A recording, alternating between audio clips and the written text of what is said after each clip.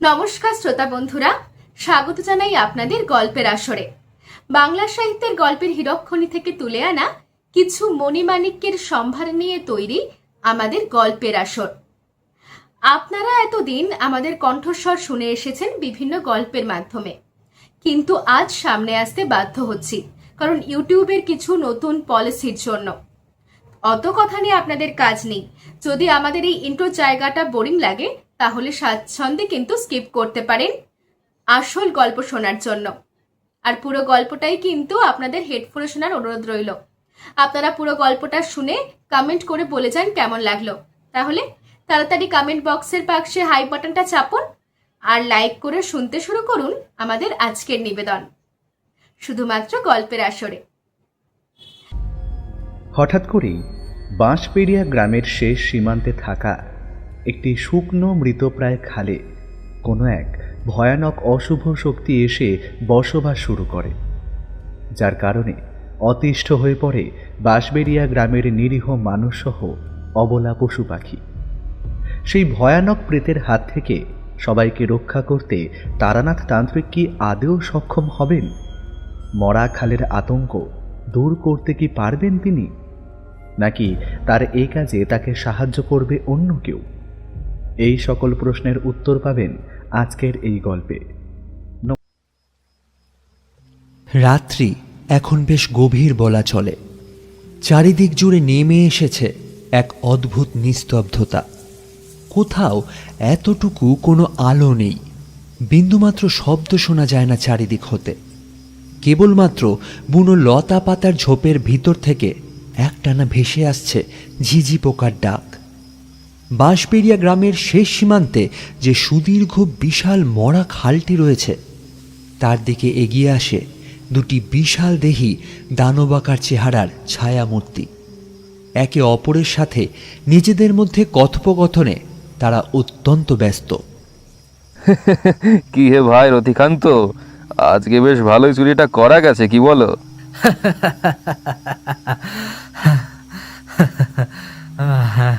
তা যা বলেছ ভাই বিজয় প্রতাপ, সত্যি বেশ অনেক দিন পর আবার এরকমভাবে নিজেরা চুরি করার সুযোগ পেলাম। আজকে যা কামাই করেছি তাতে বেশ কয়েকদিন চুরি না করতে বের হলেও চলবে। এবার শুধু আরাম করে খাও দাও আর ঘুরে বেড়াও। রতিকান্ত এবং বিজয় প্রতাপ দুজনেই নাম করা দুইজন কুখ্যাত চোর। প্রতিদিন রাতে তারা এ গ্রাম ও গ্রামে চুরি করে বেড়ায়। আজ তারা এসেছিল বাঁশপেড়িয়া গ্রামে চুরি করার মতলবে। কার্যসিদ্ধি হওয়ার পর তারা রাতের অন্ধকারে চুপি চুপি হাঁটতে হাঁটতে এসে পৌঁছায় গ্রামের একেবারে শেষ সীমান্তে অবস্থিত শুকনো মরা খালটির দিকে। গ্রামের শেষ সীমান্তে হওয়ার কারণে এই দিকে কোনো মানুষের বসবাস নেই। সম্পূর্ণ জায়গাটা একেবারে শুনশান জনমানবহীন। এ গায়ের চারিদিকে প্রচুর বাঁশ গাছ রয়েছে। বোধহয় সেই জন্যই এই গ্রামের নাম বাঁশপেড়িয়া। বর্তমানে তারা বাঁশপেড়িয়া গ্রামের শেষ মাথার খালের সামনে এসে দাঁড়িয়েছে। খালটি একেবারে শুকিয়ে গেছে পুরোপুরিভাবে। আসলে এই খালে কোনোদিনই জল থাকে না। এমনকি বর্ষাকালে যখন অন্যান্য পুকুর, খাল, বিল, নদ নদী, নালা জলে টুপটুপ করে, তখনও আশ্চর্যজনকভাবে এই খাল একেবারে জলশূন্য হয়ে থাকে। গোটা খালটি পরিপূর্ণ কেবল থকথকে পাঁক আর কাদামাটিতে। খালের একেবারে ধারে এসে বসে রতিকান্ত এবং বিজয় প্রতাপ। বেশ কিছুটা রাস্তা এক প্রকার দৌড়ে আসার কারণে তারা বেশ হাঁপিয়ে গেছে। বাঁশঝাড়ের মাথা থেকে আধফালি বঙ্কিম চাঁদ উকি দিয়েছে। শিরশিরে হাওয়ায় বাঁশের সরু সরু পাতায় যেন দোলা লাগে। চাঁদের সামান্য মিহি চাঁদনি আলো এসে পড়েছে মরা খালের পাঁকে। যেন এক বিচিত্র আলো আধারের আলপনা সৃষ্টি হয়েছে গোটা খাল জুড়ে। বিজয় প্রতাপ অপলকভাবে তাকিয়ে থাকে সেই শুকনো মরা খালটির দিকে। ঠান্ডা বাতাসে যেন তার ঘাড়ের সমস্ত লোমকূপ মুহূর্তের মধ্যে খাড়া হয়ে ওঠে। সে রতিকান্তের দিকে তাকিয়ে কম্পমান সুরে বলে, বলছি কি ভাই, জায়গাটা একটু বেশি রকমের নিস্তব্ধ না? কেমন যেন গা ছমছমে ভৌতিক প্রকৃতি। সত্যি ভাই, তুমি পারো বটে। হ্যাঁ, মানছি চারপাশটা বড় শুমশান নিস্তব্ধ প্রকৃতি, কিন্তু তা বলে যে গা ছমছমে ভৌতিক বলতে হবে তার কিন্তু কোনো মানে নেই। আরে আমি কি আর এমনি এমনি বলছি এ সমস্ত কথা? বাঁশবেড়িয়া গ্রামের এই খালের সম্বন্ধে অনেক কথা শুনেছি, যেগুলো মোটেও সাধারণ কথা নয়। এই খালের বদনাম আছে প্রচুর। এই গাঁয়ের মানুষ রাতের বেলায় এখানকার ত্রিসীমানায় পা রাখার সাহস পায় না। আরে সে কি আর আমি শুনিনি ভাবছো? এই খালের মধ্যে নাকি এক ভয়ানক প্রেতাত্মার বাস। যে মানুষ রাতের অন্ধকারে এই খালের সামনে এসে দাঁড়ায়, সে ভয়ানক প্রেতাত্মা নাকি তাকে হত্যা করে। যত সব ফালতু আজগুবি কথা। আচ্ছা আচ্ছা, তুমি বলো না, কতক্ষণ হয়ে গেল আমরা এইখানে এই খালের ধারে বসে আছি? কই, আমাদের তো সেরকম কিছুই হলো না। রতিকান্তের কথায় বিজয় প্রতাপের মনে কিছুটা সাহস এলেও মনের মধ্যে জমতে থাকা নিদারুণ ভয় পুরোপুরিভাবে কাটিয়ে উঠতে পারে না সে কিছুতেই। ছোটবেলা থেকে বাঁশবেড়িয়া গ্রামের এই খালের সম্বন্ধে সে নানান ধরনের ভৌতিক গল্পকথা শুনে এসেছে তার বাপ ঠাকুরদার মুখ থেকে। সে সবই কি তবে মিথ্যা? এই সব ভাবতেই মশগুল ছিল সে। হঠাৎ এমন সময় বাঁশঝাড়ের অপর প্রান্ত হতে একদল শৃগাল রক্তলোলুপ গর্জন করে ওঠে। বিজয় প্রতাপ রতিকান্তের দিকে তাকিয়ে বলে, আমি বলি কি ভাই, আমাদের আর এখানে বসে থেকে কাজ নেই। চলো আমরা বরং এবার ফিরে যাই, এখানে না থাকাটাই শ্রেয়। বিজয় প্রতাপের কথা শুনে রতিকান্ত পুনরায় হাসতে হাসতে অস্থির হয়ে পড়ে। তারপর সে তার পানে তাকিয়ে বলে, সত্যি ভাই, তুমি দেখছি ভীষণ রকমের ভয় পেয়ে গেছো এই খালটিকে নিয়ে। আরে বাবা, আমি তো তোমায় বলছি ওইসব ভূত প্রেত বলে কিছুই নেই। এই ঠান্ডা মনোরম অপূর্ব সুন্দর পরিবেশে বসে থাকতে কি সুন্দর লাগছে বলো দেখি। আর কিছুটা সময় না হয় এখানে বসে থাকি, তারপর না হয় চলে যাবো খন। রতিকান্তের কথায় বিজয় প্রতাপ এবার সেখানে বসে থাকতে এক প্রকার বাধ্য হয়, কিন্তু তার মন বারে বারে যেন কুডাক ডেকে ওঠে। তার অন্তরাত্মা যেন তাকে বলে যে এই জায়গাটা মোটেও ভালো নয়, এখান থেকে যত তাড়াতাড়ি সম্ভব চলে যাওয়াটাই ভালো, তাদের জন্য মঙ্গল। কিন্তু কে শোনে কার কথা? বিজয় প্রতাপের কোনো কথাই যে রতিকান্ত কানে তুলতে চায় না, তাই তাকেও সেখানেই বসে থাকতে হয়। রাত্রি তখন বেশ গভীর হয়েছে। আকাশের চাঁদ আরও খানিকটা হেলে গেছে বাঁশঝাড়ের মাথার দিকে। রতিকান্ত এবং বিজয় প্রতাপ এবার উঠে দাঁড়ায় তাদের নিজেদের গ্রামে ফেরার উদ্দেশ্যে। ঠিক সেই সময় ঘটে যায় একটা ভয়ানক অঘটন। সেই শুকনো মরা খালের থকথকে পাঁক আর কাদার মধ্যে থেকে বেরিয়ে আসে দুটি বিশাল বিশাল লম্বাটে হাত। সেই হাতে এতটুকু চামড়া কিংবা মাংস নেই। হাত দুটো একেবারে ধপধপে সাদা হাড় দ্বারা নির্মিত এবং প্রত্যেকটি আঙুলের অগ্রভাগে বিদ্যমান বড় বড় নখ। এই রক্ত জল করা বীভৎস দৃশ্য দেখে চক্ষু চড়ক গাছ হয়ে যায় বিজয়ের। রতিকান্তের অবস্থাও ততক্ষণে তথৈবচ। তারা পালানোর আপ্রাণ চেষ্টা করে, কিন্তু কিছুতেই পালিয়ে উঠতে পারে না, কারণ ওই দুটি হাড়ের হাত ততক্ষণে তাদের দুজনার দুই পা শক্তপোক্তভাবে জড়িয়ে ধরেছে। শুকনো মরা খালের ভেতর থেকে এবার একটা পৈশাচিক অট্টহাসি উঠে আসে। চারিদিকের নিস্তব্ধ প্রকৃতি পুরোপুরিভাবে খান খান হয়ে যায় বাঁশবেড়িয়া গ্রামের মরা খালের প্রেতের আকাশ কাঁপানো সেই অট্টহাসিতে। দুটো প্রাপ্তবয়স্ক পুরুষ মানুষ সম্পূর্ণভাবে তলিয়ে যায় সেই খালের মধ্যেকার পাঁকের ভিতর। বাঁশঝাড়ের মধ্যে থেকে আবার একদল শেয়াল যেন ডেকে ওঠে মহা আনন্দে।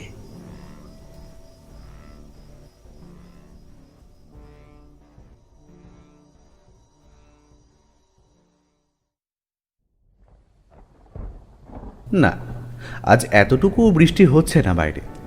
তবে আকাশের বুকে মেঘের ঘন ঘটা দেখেই পরিষ্কার বোঝা যাচ্ছে যে হয়তো আর কিছুক্ষণের মধ্যেই ঝমঝম করে মুষলধারে বর্ষণ শুরু হবে। আজ ছুটির দিন, তার উপরে আবার এমন বৃষ্টি বাদলার ঠান্ডা আবহাওয়া। সত্যি এই রকম বাদলার দিনে মন যেন কেমন উদাসীন হয়ে পড়ে, কোনো কাজেই যেন মন বসানো যায় না সঠিকভাবে। এই হলো আমার এক বড় সমস্যা।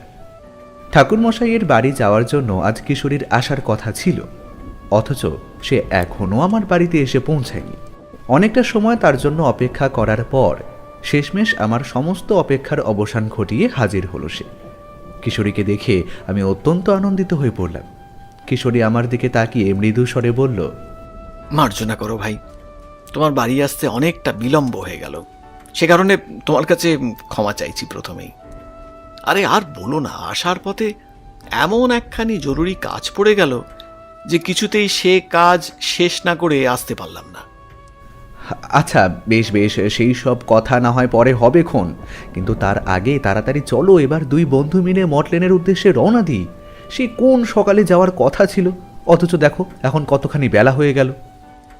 হ্যাঁ হ্যাঁ, সেটাই বরং ভালো হবে। চলো চলো ভাই, তাড়াতাড়ি বেরিয়ে এসো তুমি। আর বেশি বিলম্ব না করে আমি আর কিশোরী মিলে এবার বেরিয়ে পড়লাম রাস্তায়।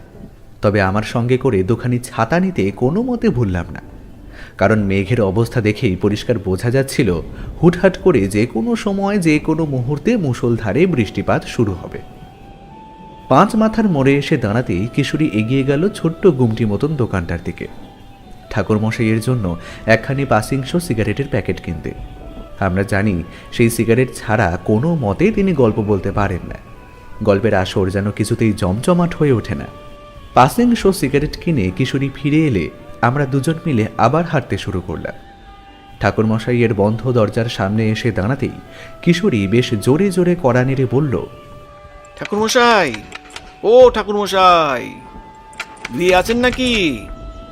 দয়া করে একটিবার দরজাখানা খুলুন, আমি কিশোরী, আমরা এসেছি। তারানাথ তান্ত্রিকের কন্যা চারিয়ে এসে সদরের দরজা খুলে দিল। মেয়েটা মিষ্টি হেসে আমাদের যেন সাদর আহ্বান জানালো।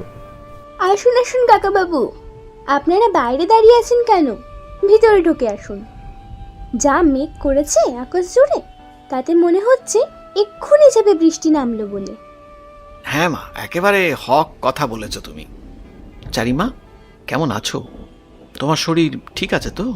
আগে হ্যাঁ কাকাবাবু, ঈশ্বরের অসীম আশীর্বাদে আমি বেশ সুস্থ আছি।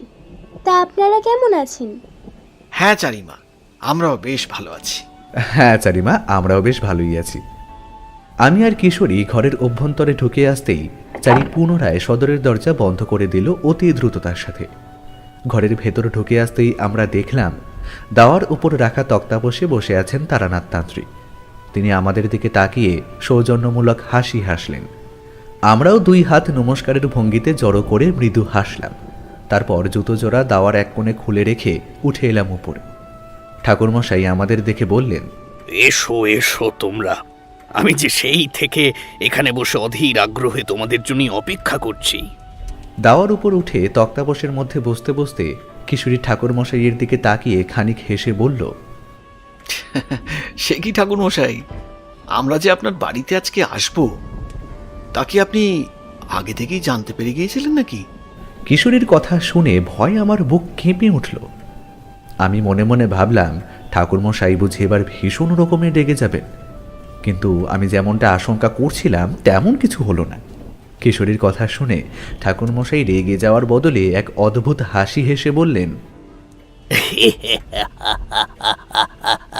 ও জানতাম বই কি, অবশ্যই জানতাম যে তোমরা আজ আমার গৃহে আসবে। আরে বাবা, সেই জন্যই তো এমন ভাবে মেঘ রাশিকে আটকে রেখেছি বৃষ্টি পড়ার হাত থেকে। আমি ভেবে দেখলাম আর খানিকটা সময়ের মধ্যেই তোমরা আমার গৃহে এসে উপস্থিত হলে না হয় বরং বৃষ্টি নামানো যাবে খন। যদিও এই কাজ একাধিকবার করা মোটেও উচিত নয়, কারণ প্রকৃতির মধ্যে তার নিজস্ব স্বাভাবিকতা বজায় রাখাই দরকার। ঠাকুরমশাইয়ের এই কথা শুনে কিশোরী এবার ফিক করে হেসে উঠল। ভীষণ রকমের রাগ হলো আমার তার প্রতি। কি দরকার এইভাবে হাসার? সে ঠাকুরমশাইয়ের দিকে তাকিয়ে হাসতে হাসতে বলল, ঠাকুরমশাই, তার মানে আপনি বলতে চাইছেন যে আপনি এতক্ষণ ধরে আপনার ক্ষমতার মাধ্যমে বৃষ্টি হতে দেননি, তাই তো? তারানাথ তান্ত্রিক মুখে কিচ্ছুটি বললেন না, একটা টু শব্দ অবধিও করলেন না তিনি। কেবলমাত্র অদ্ভুত এক দৃষ্টিতে তাকিয়ে রইলেন কিশোরীর দিকে।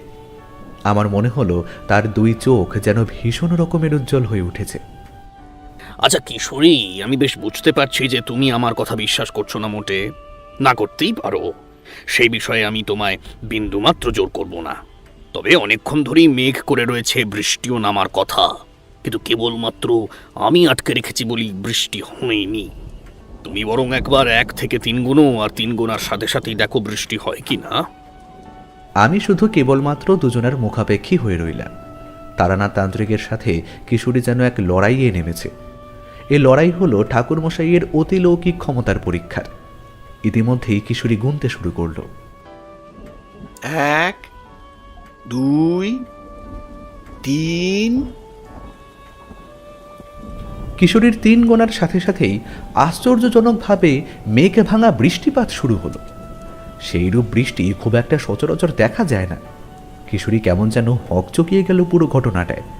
সে আর কোনো কথাই বলতে পারল না, বা বলা ভালো, কথা বলার তার বিন্দুমাত্র মুখ রইল না। আমি দেখলাম ঠাকুরমশাইয়ের ঠোঁটের কোণে এক অদ্ভুত হাসি বিরাজমান। এই নিন ঠাকুরমশাই, আপনার জন্য আসার পথে একখানা পাসিংশ সিগারেটের প্যাকেট কিনে এনেছিলাম। এটা যদি আপনি গ্রহণ করেন তাহলে বড় খুশি হই। হ্যাঁ হ্যাঁ, নেব বই কি, অবশ্যই নেব। তোমরা ভালোবেসে আমার জন্য কিনে এনেছো, আর আমি তা নেব না, সে আবার হয় নাকি? চারি, ওমা চারি, কাকাবাবুদের জন্য একটু চায়ের ব্যবস্থা কর, আর চায়ের সাথে কিছুটা মুড়ি মাখাও করে আনিস। ঠাকুরমশাই এবার আমার হাত থেকে পাসিংশ সিগারেটের প্যাকেটখানা নিয়ে সিগারেটের প্যাকেট খুলে একটা সিগারেট বের করে আলতোভাবে তার নিজের ঠোঁটের ডগায় চেপে ধরলেন। তারপর তিনি ফস শব্দে একটা দেশলাই কাঠি জ্বালিয়ে সিগারেটে আগুন ধরালেন। সিগারেটের স্বল্প মৃদু ধোঁয়া মিশে যেতে লাগলো শূন্যের মধ্যে। প্রকৃতি জুড়ে নেমে এলো এক অস্বাভাবিক অন্ধকার। মেঘলা দিনে সচরাচর সন্ধ্যা নামার বহু পূর্বেই আঁধার ঘনিয়ে আসে, কিন্তু আজকের এই অন্ধকার যেন একটু বেশি মাত্রায় গাঢ়। বৃষ্টিপাতের সাথে শীতল জলো বাতাস বইতে লাগলো ক্রমাগত। আমরা চুপচাপ বসে রইলাম, কেউ একটি কথাও বললাম না। চারি এসে আমাদের জন্য নামিয়ে রেখে গেল 2 পেয়ালা চা। ঠাকুরমশাই জানেন তাকে ঠিক কি করতে হবে এবার। সিগারেটের অবশিষ্ট ফিল্টারটুকু ছাইদানি হিসেবে ব্যবহৃত নারকেলের আধ ভাঙা মালায় গুঁজে দিয়ে তিনি আমাদের দিকে বেশ নেশাতুর চোখে তাকিয়ে বললেন, তা কি হে, এবার বেশ ভালো রোমহর্ষক গোছের একখানি ভালো কাহিনী তোমাদের শোনাতে হবে কি, তাই তো? আমি আর কিশোরী প্রায় একসাথে সহজাতভাবে উপর নিচে মাথা নাড়িয়ে সম্মতি জানালাম। তারানাথ তান্ত্রিক একবার বাইরের দিকে দৃষ্টি নিক্ষেপ করে বললেন, আজ আমি তোমাদের যে গ্রামের কথা বলবো তার নাম বাঁশবেড়িয়া। আমাদের গ্রাম থেকে একেবারে উত্তর মুখ বরাবর হাঁটলে সেই গ্রাম পড়বে। যদিও আমাদের গ্রাম থেকে বাঁশবেড়িয়া গ্রামের দূরত্ব ছিল প্রচুর, সে বেশ কয়েকদিনের পায়ে হাঁটা রাস্তা। তোমরা তো জানোই যে আমি একটু ভব ঘুরে প্রকৃতির মানুষ। জীবনের বেশিরভাগ সময় আমি কাটিয়েছি এদিক ওদিক নানা জায়গায় ঘোরাঘুরি করে। বেশি দিন একটানা এক জায়গায় থাকতে আমার মন চাইতো না মোটেও, তাই কেবলমাত্র পরমেশ্বরের ওপর ভরসা রেখে আমি নানান অচেনা অজানা জায়গায় ঘুরে বেরিয়েছি নির্ভয়ে। আমার গুরুদেব আমায় বলেছিলেন যে সর্বত্যাগী সন্ন্যাসী হওয়া আমার এই জন্মে হবে না, তাই সংসারে থেকেই আমাকে আমার সাধনা জীবন সম্পূর্ণ করতে হবে। সে কারণে তন্ত্রমন্ত্র সাধনার সাথে সাথে পাশাপাশি একইভাবে আমি আমার সাংসারিক জীবন কাটিয়েছি খুব সুন্দরভাবে। কখনো ছেলে হিসেবে, কখনো স্বামী হিসেবে, কখনো বা চারির বাবা হিসেবে।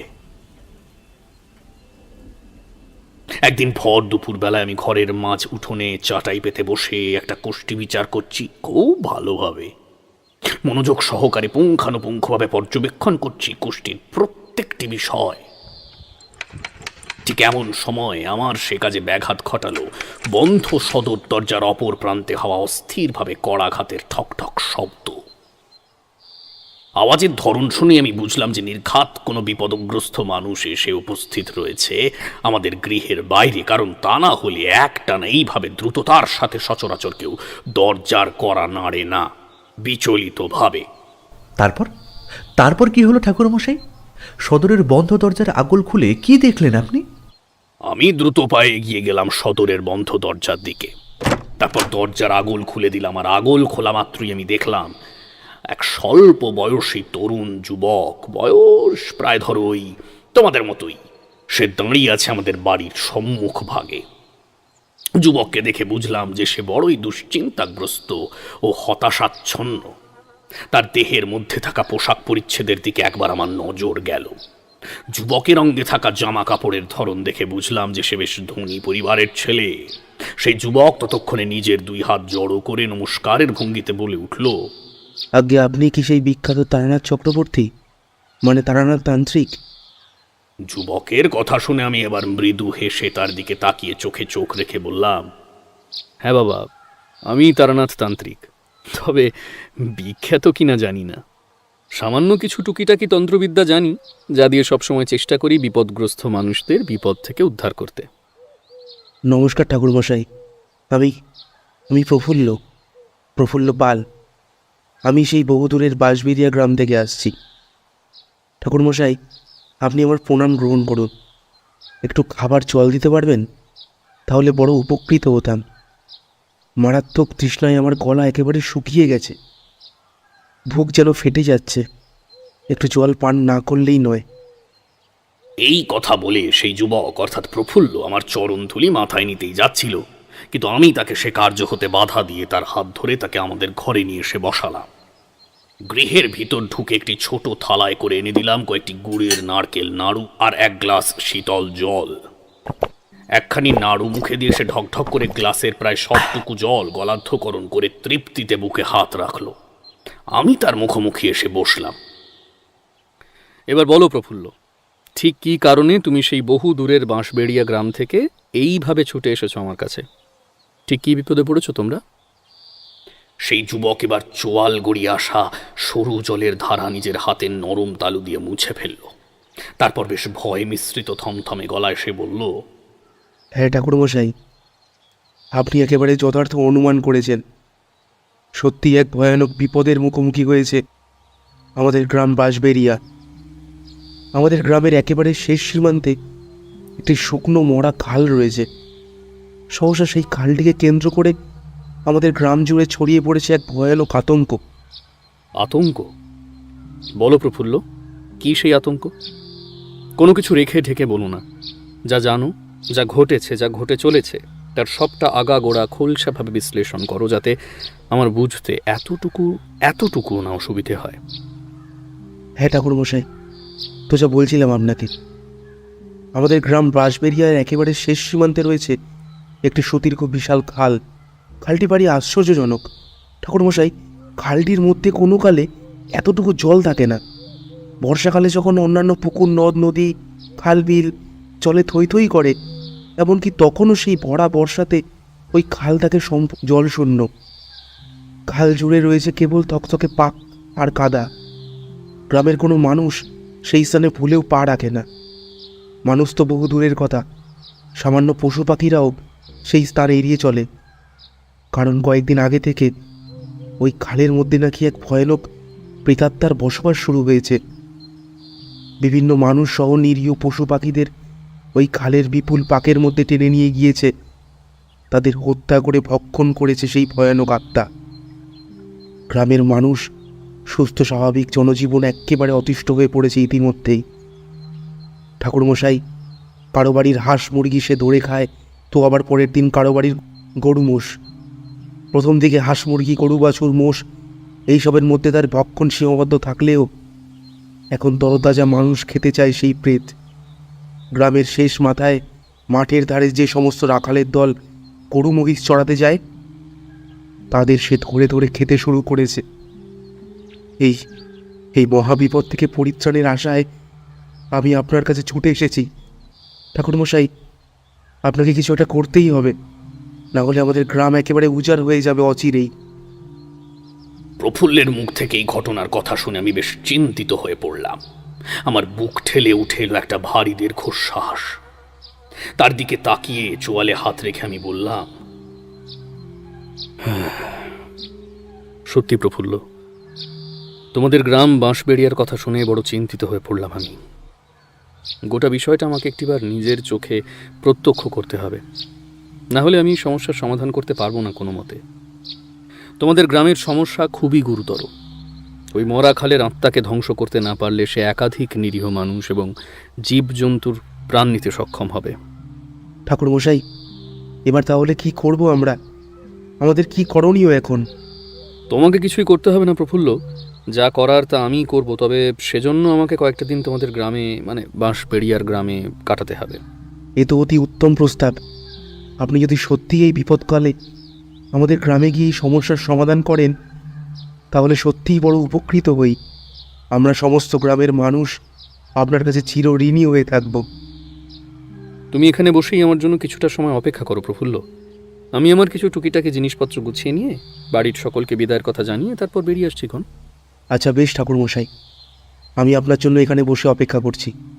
আপনি প্রস্তুত হয়ে আসুন। আপনার গৃহের বাইরে আমাদের গরুর গাড়ি অপেক্ষা করছে ঠাকুরমশাই। আপনাকে অশেষ ধন্যবাদ জানাই। আমাদের গ্রামের বিপদের কথা শুনে আপনি যে সেখানে যেতে রাজি হয়েছেন, এটা দেখে সত্যিই বড় খুশি হলাম। আমি আপনার সম্বন্ধে লোকমুখে যা যা শুনেছিলাম, তা যে একেবারে দিনের আলোর মতন ধ্রুব সত্য, আজ আমি তার হাতে নাতে প্রমাণ পেলাম। আরে প্রফুল্ল, এতে আমাকে ধন্যবাদ জানানোর কিছু নেই, কারণ ধন্যবাদ জানানোর মতন কোনো কাজই আমি এখনো করিনি। আমি যা করছি সেটা আমার কর্তব্য, আমার মূল কাজ, তাই ধন্যবাদ জানানোর প্রয়োজনীয়তা দেখছি না এতটুকু। একটানা এতক্ষণ ধরে গল্প বলার পর এবার ঠাকুরমশাই স্বল্প কিছুটা সময়ের জন্য একটু থামলেন। আমি আর কিশোরী দৃষ্টি নিক্ষেপ করলাম বাইরের দিকে। বাইরের প্রকৃতি জুড়ে তখনও একটানা বৃষ্টিপাত হয়েই চলেছে ঝমঝম করে। বৃষ্টি থামবার বিন্দুমাত্র কোনো লক্ষণ নেই। ঠাকুরমশাই এবার আমাদের দিকে কাঁচুমাচু মুখে তাকিয়ে একটু গলা খাকারি দিয়ে বললেন, তোমরা এখানেই একটু বসো হে। আমি একটিবার গৃহের ভিতর থেকে আসছি গড়গড়াখানা সেজে। গড়গড়া ছাড়া তামাক খেয়ে সেরকম সুখ অনুভব করা যায় না মোটেই। একথা বলে তারানাথ তান্ত্রিক এবার প্রবেশ করলেন গৃহের অভ্যন্তরে। আমি আর কিশোরী বুঝলাম এখন তবে বেশ কিছুটা সময়ের বিরতি পর্ব। ঠাকুরমশাই একটিবার যখন গড়গড়া সাজতে ঘরের অভ্যন্তরে ঢুকেছেন, তখন তিনি আর বেশ কিছুটা সময় এদিক পানে কিছুতেই আসবেন না। আমার চোখের ইশারা বুঝতে সক্ষম হলো কিশোরী। সিগারেটের প্যাকেট থেকে একখানি সিগারেট সে বের করে নিজে নিল আর একটা আমাকে দিল। আমরা এবার ধূমপানে মনোনিবেশ করলাম। তারানাথ তান্ত্রিক বয়স্ক মানুষ, আমরা তাকে যথেষ্ট সম্মান করি, তাই তার সামনে আজ অবধি কোনোদিন কখনো সিগারেট খাইনি। কিন্তু এখন আমরা জানি যে তিনি আর এদিকে কিছুতেই আসবেন না। বেশ আরাম করে সিগারেটে টান দিতে থাকলাম আমরা। তারপর সিগারেট খাওয়া সমাপ্ত হলে সিগারেটের অবশিষ্ট ফিল্টার দুটি ছুঁড়ে ফেললাম মাঝ উঠোনের দিকে। আরও বেশ কিছুটা সময়ের পর ঠাকুরমশাই এসে উপস্থিত হলেন আমাদের সম্মুখে। জ্বলন্ত গড়গড়া তার হাতে। গড়গড়ার নলে একটা লম্বা টান দিলেন তিনি। তারপর এক রাস ধোঁয়া ছেড়ে বললেন,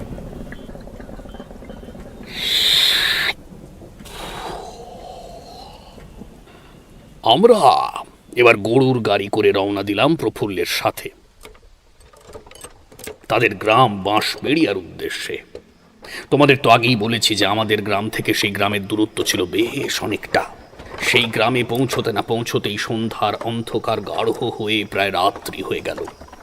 বেশ অনেকটা পথ যাত্রার ক্লান্তিতে শরীর পুরোপুরি অবসন্ন হয়ে পড়ল। গরুর গাড়ি থেকে ঝোলা নিয়ে নেমে এলাম আমি। প্রফুল্ল একটি ছোট্ট টিমটিমে লণ্ঠন জেলে আমায় নিয়ে গেল তাদের গৃহের নিকটে। মা, ও মা, কোথায় গেলে? তাড়াতাড়ি একবারটি বাড়ির বাইরে বেরিয়ে আসো। দেখো আমি সঙ্গে করে কাকে নিয়ে এসেছি। গৃহের অভ্যন্তর থেকে এবার বেরিয়ে এলেন প্রফুল্লের মা কঙ্কাবতী দেবী। তার পরনে ধপধপে সাদা শাড়ি, মাথার চুল কাঁচা পাকা, কপালে শ্বেত চন্দনের তিলক, গলায় তুলসী কাঠের মালা আর দুই হাতে দুটি সোনার বালা। ভদ্রমহিলাকে দেখে আমার ভীষণ ভালো লাগলো। তিনি নত হয়ে আমার পায়ের ধুলো মাথায় নিলেন। মায়ের উদ্দেশ্যে প্রফুল্ল আমার পরিচয় দিয়ে বলল, মা, তোমাকে যেই ঠাকুরমশাইয়ের কথা বলেছিলাম, উনি হলেন সেই বিখ্যাত তারানাথ তান্ত্রিক, যার এতকাল যাবৎ এত প্রশংসা শুনেছি 5 জনের মুখে।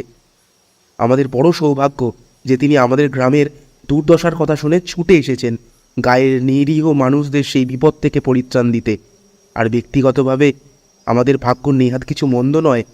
তা না হলে এনার মতন দেবতুল্য মানুষের পায়ের ধুলো আমাদের এই সামান্য বসত ভিটেতে আর কি পড়ে? আজ আমাদের এই বাড়ি ঘর দুয়ার সব একেবারে ধন্য হয়ে গেল।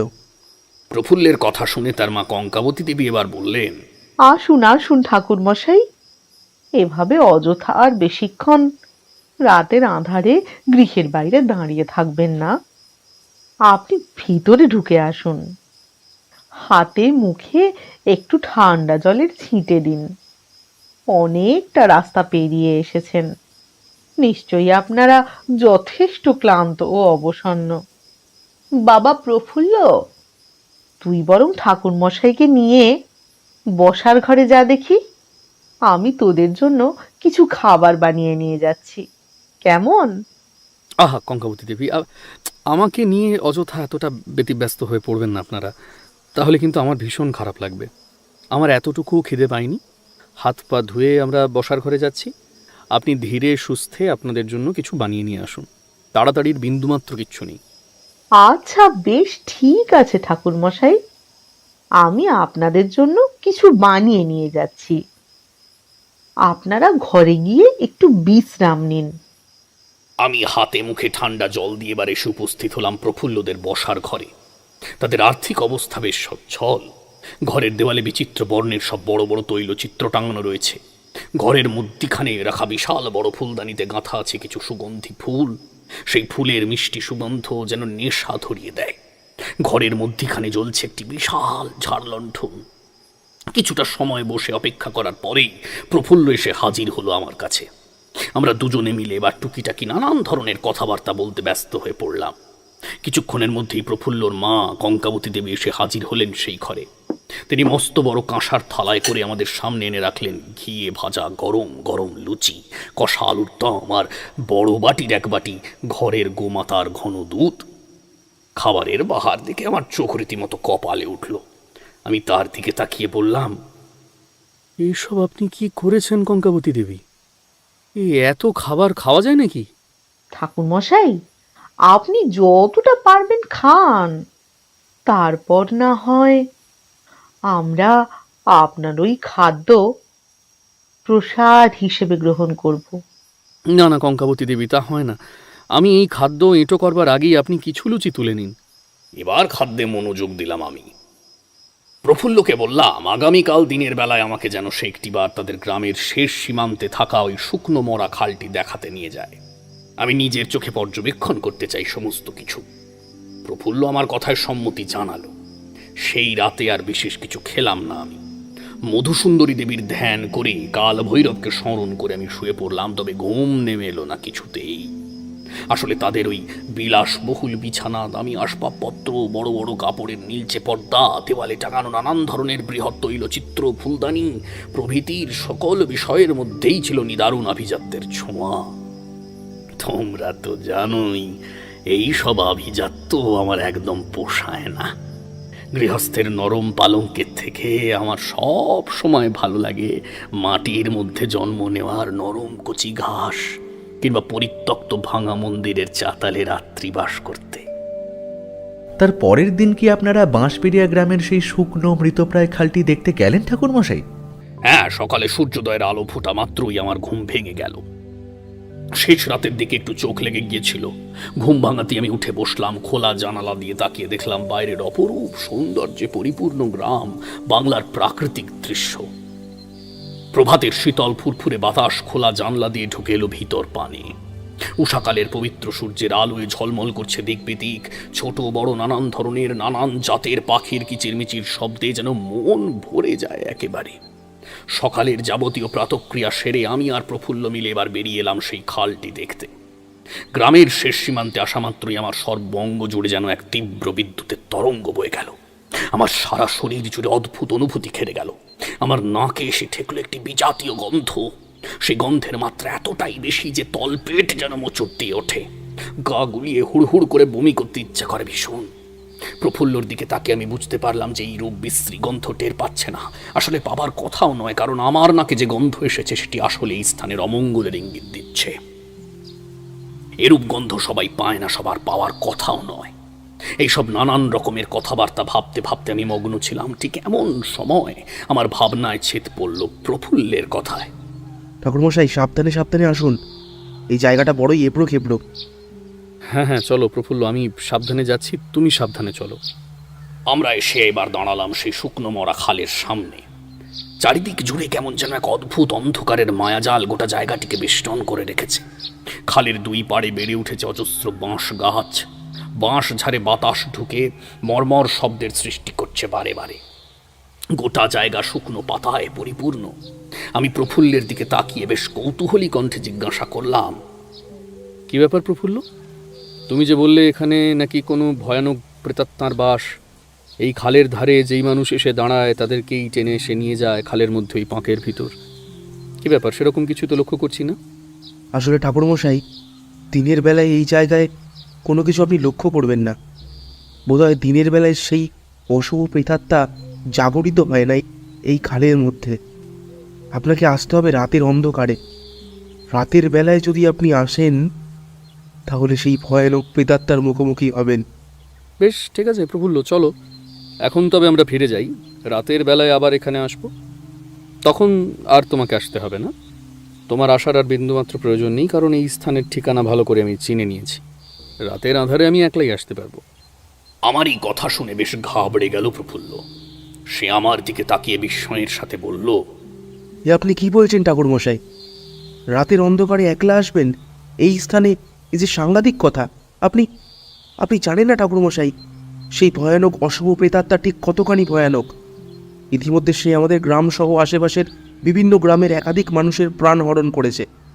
শুধু মানুষই নয়, কত শত অবলা পশু পাখি তলিয়ে গেছে চিরতরের জন্য। যদি যদি আপনার কোনো বিপদ ঘটে তাহলে যে আমি নিজেকে কখনো ক্ষমা করতে পারবো না। তাছাড়া সমাজের কাছে মুখ দেখানোর কোনো উপায় থাকবে না আমার। আমি বলি কি ঠাকুরমশাই, আপনার সাথে বরং আমিও আসবো রাতের বেলায় এই খালের ধারে। আপনার যদি কোনো বিপদ হয় তাহলে আমি অন্তত আপনাকে রক্ষা করার চেষ্টাটুকু করতে পারবো। না না না প্রফুল্ল, তা হয় না, কখনোই তা হয় না। তুমি আমাকে নিয়ে এতটুকুও চিন্তা করো না, কারণ চিন্তা করার মতন কোনো বিষয় ক্ষেত্রে নেই। আমি এর আগে অনেক অনেক ভয়ানক ভূত প্রেত পিশাচ পিশাচিনী চক্ষু দক্ষের মুখোমুখি হয়েছি। আমি গাত্রবন্ধন করে নেব আগে থেকেই। তাছাড়া আমার পরমেশ্বর কালভৈরব এবং মধুসুন্দরী দেবীর আশীর্বাদ রয়েছে আমার মাথায়, তারা সব সময় আমাকে রক্ষা করেন। আমার কোনো বিপদ হবে না। বরং তুমি আমার কথা না শুনে স্থানে এলে তুমি নিজেই বিপদে পড়বে, আর আমি সেটা কখনো কোনো মতেই চাই না। তোমার বাড়িতে তোমার বৃদ্ধা বিধবা মা রয়েছেন, রাতের বেলায় তাঁকে একলা রাখাটাও ঠিক হবে না। তাই আজ রাতে ঠিক মধ্য সময় আমি সম্পূর্ণ একলা আসবো স্থানে। চল এখন আমরা বরং ফিরে যাই। আমার এ কথা এবার মেনে নিল প্রফুল্ল। সে আর আমাকে কোনো রূপ জোর করলো না।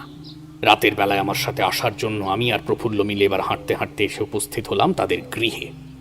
অধীর আগ্রহের সাথে অপেক্ষা করতে লাগলাম সন্ধ্যার অন্ধকার নেমে রাত্রি ক্রমে গভীর হবার জন্য। এতদূর অবধি গল্প বলার পর ঠাকুরমশাই আবার বেশ কিছুটা সময়ের জন্য একটু থামলেন। আমি আর কিশোরী নির্বাকভাবে অপলক দৃষ্টিতে তাকিয়ে রইলাম তার দিকে। আমাদের উভয়ের মুখে যেন হাজারটা প্রশ্ন একসাথে উকি মারছিল। ঠাকুরমশাই বোধহয় বুঝতে পারলেন আমাদের সেই কৌতূহল। আমরা দেখলাম তার ঠোঁটের কোণে এক সামান্য সূক্ষ্ম হাসি খেলে গেল। বাইরের প্রকৃতি জুড়ে তখন রীতিমতন বেশ আঁধার ঘনীভূত হয়েছে। তিমিরাচ্ছন্ন প্রকৃতি আচমকা হঠাৎ করে কয়েক মুহূর্তের জন্য সাদাটে বিদ্যুতের আলোয় একেবারে ঝলসে উঠল। আমি আর কিশোরী দ্রুত হাতে আমাদের কান চাপা দিলাম, আর সাথে সাথেই বিকট শব্দের বজ্রপাত ঘটল কাছে পিঠে কোথাও। কিশোরী আমার আরও কাছে এসে একেবারে গা ঘেঁষে বসল। তারপর ঠাকুরমশাইয়ের দিকে তাকিয়ে বলল, বলুন ঠাকুরমশাই, তারপরে ঠিক কি ঘটলো সে কথা বলুন। তা শোনার জন্য আমাদের মন বড় ব্যাকুল হয়ে পড়েছে। বলছি এত তাড়াতাড়ি ধৈর্যচ্যুত হয়ে পড়লে কি আর চলে হে? গল্পের একেবারে শেষ পর্যায়ে এসে পৌঁছেছি। সেই রাতে আমি প্রফুল্ল এবং তার মাকে বিদায় জানিয়ে বেরিয়ে এলাম বাঁশবেড়িয়া গ্রামের রাস্তায়। গ্রামের নৈশ পথে পা রাখতেই আমি দেখলাম চারিদিকে ঘুটঘুটে অন্ধকার, যা দেখে পরিষ্কার বোঝা যায় অমাবস্যার বেশি দূরে নয়। আকাশের দিকে তাকিয়ে দেখলাম এক টুকরো লাল চাঁদের ফালি মধ্য আকাশে বিরাজমান। চাঁদের চারপাশ ঘিরে রয়েছে চাপচাপ মেঘের স্তর। আকাশের বিভিন্ন দিকে কয়েকটি নিষ্প্রভ নক্ষত্র যেন বহু কষ্টে মুখ তুলেছে কোনো রকমে। কোথাও কোনোখানে আলোর এতটুকু চিহ্ন মাত্র নেই। যেন আমি পৃথিবী নয়, অন্য কোনো এক জগতের মধ্যে এসে পড়েছি। দূর দূরান্তের বিশাল গগনচুম্বী বৃহৎ আকারের বৃক্ষ রাশির দল এমন আঁধারের মধ্যে বিভৎস ভয়ানক রূপ ধারণ করে যেন দাঁড়িয়ে আছে। একটা নিশাচর পাখি ডাকতে ডাকতে মাথার উপরের আকাশে কয়েকবার পাক খেয়ে কোথায় যেন মিলিয়ে গেল আঁধারের মধ্যে। ঠান্ডা বাতাসে আমার সারা শরীরে কাঁটা দিয়ে উঠল। ঘাড়ের যাবতীয় লোমকূপ মুহূর্তের মধ্যে কেমন যেন খাড়া হয়ে গেল। মনে মনে আমি কাল ভৈরবকে স্মরণ করে এবার পা বাড়ালাম সেই খালের দিকে। দিনের বেলায় যেই পথঘাট দেখে আমার ভীষণ ভালো লেগেছিল, অথচ সেই একই পথঘাট রাতের অন্ধকারে দেখে কিরকম যেন ভয় ভয় লাগলো। শূন্য পাতার উপর মর্মর শব্দ তুলে আমি এসে দাঁড়ালাম সেই খালের সম্মুখে। আমার মনে হলো বিশাল বিশাল বাঁশ গাছগুলো যেন এলোমেলোভাবে মাথা নাড়িয়ে আমায় আহ্বান জানালো তাদের নিকটে যাবার জন্য। তাদের অপর প্রান্ত থেকে ভেসে এলো একদল শৃগালের বিভৎস হুঙ্কার ধ্বনি। আমি মোহগ্রস্তের মতো এগিয়ে গেলাম সেদিক পানে। তারানাথ, তারানাথ, তোমার কোনো ভয় নেই, তুমি এগিয়ে যাও, আমি সব সময় তোমার সাথেই রয়েছি। কথাগুলো কানে আসতেই বিদ্যুৎ বেগে আমি পিছন ফিরে তাকালাম। না, কোথাও কোনো মানুষ নেই। অথচ তা সত্ত্বেও আমার মনে হলো কোনো এক পুরুষের কণ্ঠে আমি যেন শুনলাম কেউ আমাকে আমার নাম ধরে বলছে। কোনো ভয় নেই আমার। আমি যেন এগিয়ে যাই ওই শুকনো খালের দিকে। এতি অতি দৃষ্টিতে ভালোভাবে চারপাশ দেখেও যখন কাউকে আমি দেখতে পেলাম না, তখন আমি ভাবলাম হয়তো আমি ভুল শুনেছি, কিংবা এসব আমার মনের ভুল হবে হয়তো।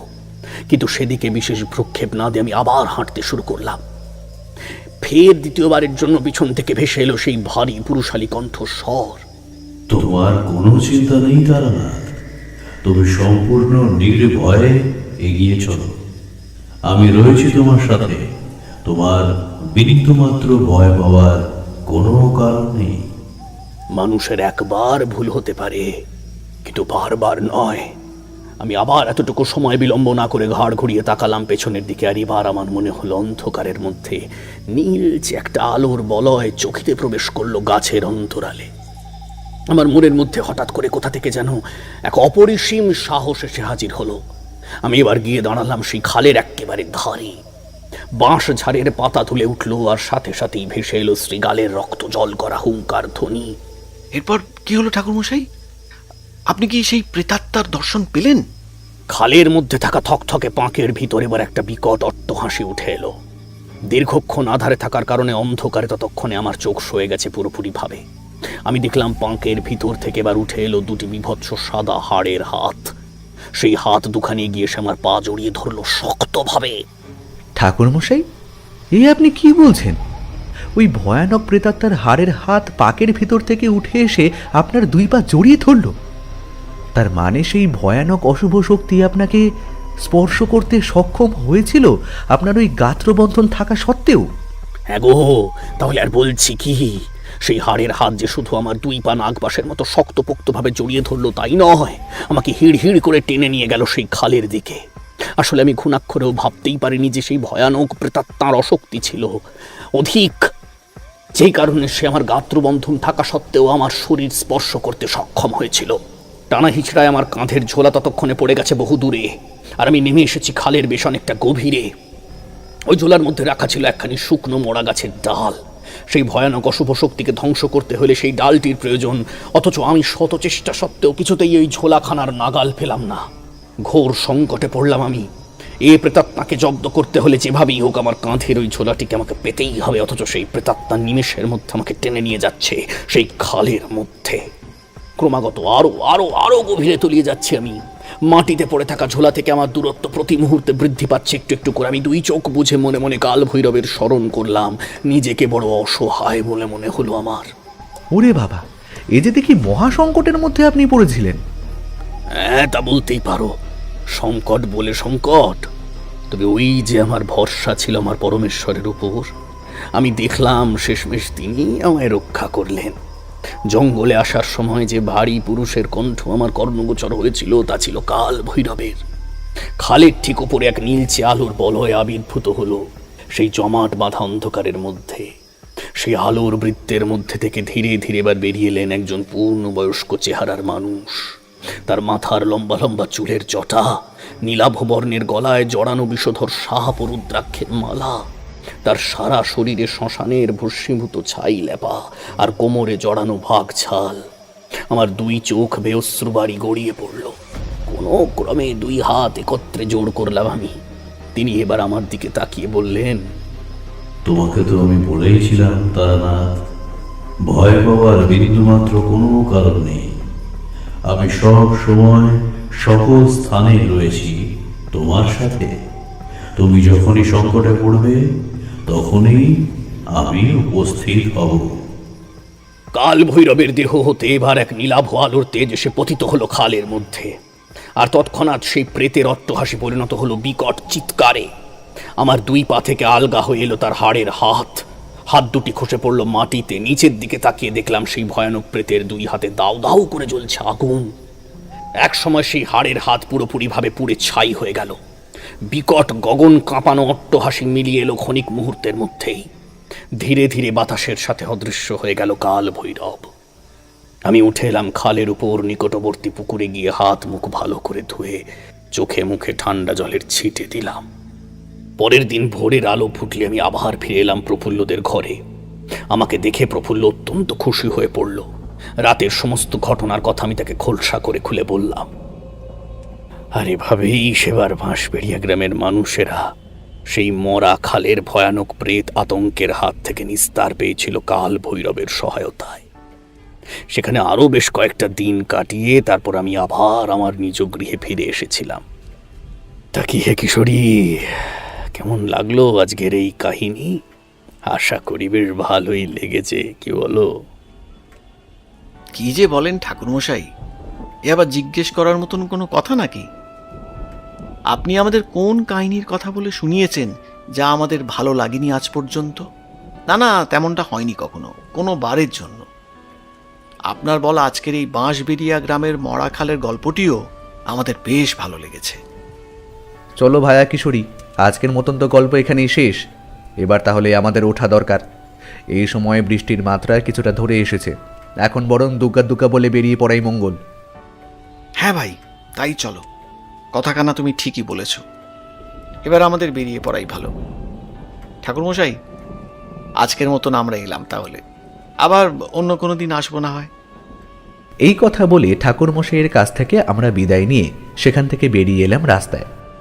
তারপর জলে জমা রাস্তার বুকে ছপ ছপ শব্দ তুলে আমরা এগিয়ে গেলাম আমাদের গন্তব্যের দিকে। আজকের মতো আমাদের গল্পের আসর এখানেই শেষ হলো। গল্পটা কেমন লাগলো শুনে এবং এইরকম গল্প আরো শুনতে চাইলে কিন্তু কমেন্ট করতে হবে। এর ফলে আমরা আরো তাড়াতাড়ি এইরকম অনেক গল্প আনবো, কথা দিচ্ছি। গল্পটা আশা করি খুব ভালো লেগেছে। আর খুব বেশি ভালো লাগলে আমাদের গল্পের আসরকে সাবস্ক্রাইব করতে ভুলবেন না। না, জোরাজুরি নেই, যদি ভালো লাগে তবেই। তাহলে সবাই খুব ভালোবাসা নেবেন আর অনেক ভালো থাকবেন। নমস্কার।